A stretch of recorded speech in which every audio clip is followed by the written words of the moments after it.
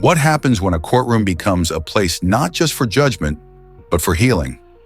In one small-town courtroom, an unexpected moment of compassion brought a decorated veteran to tears and changed how everyone in the room viewed justice. It started like any other case. A disabled veteran sat quietly at the defendant's table, expecting routine proceedings. But what the judge said next left everyone speechless. This isn't just a story about a legal outcome.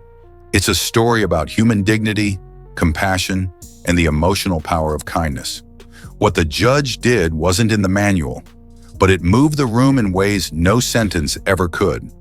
The veteran in question is a 52-year-old former Marine named David Thompson.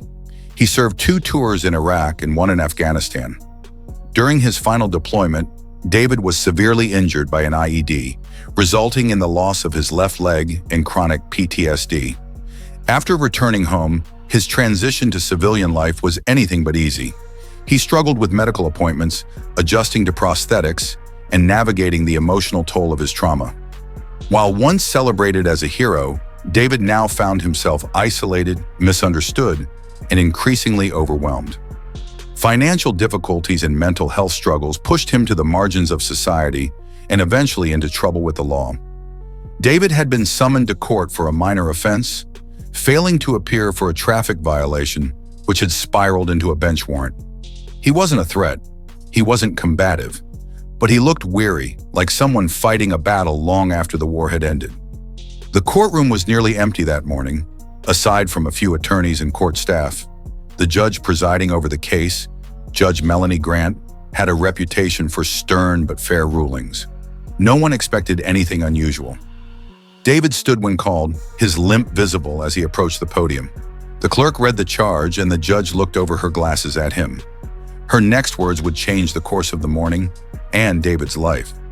After reviewing the file, Judge Grant leaned forward and asked softly, "Mr. Thompson, are you okay?" There was a long pause. No judge had ever asked him that before. David nodded unconvincingly.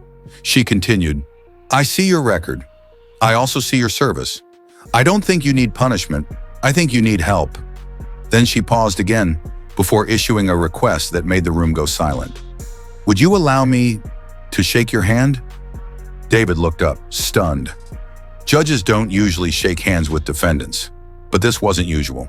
She stepped down from the bench, walked toward him, and extended her hand. The bailiff instinctively moved forward, unsure of the protocol, but stopped when he saw the judge's face. David stared at her hand for a moment, then slowly reached out. As they shook hands, Judge Grant said, "Thank you. Not just for your service, but for showing up today. You didn't run. That takes courage."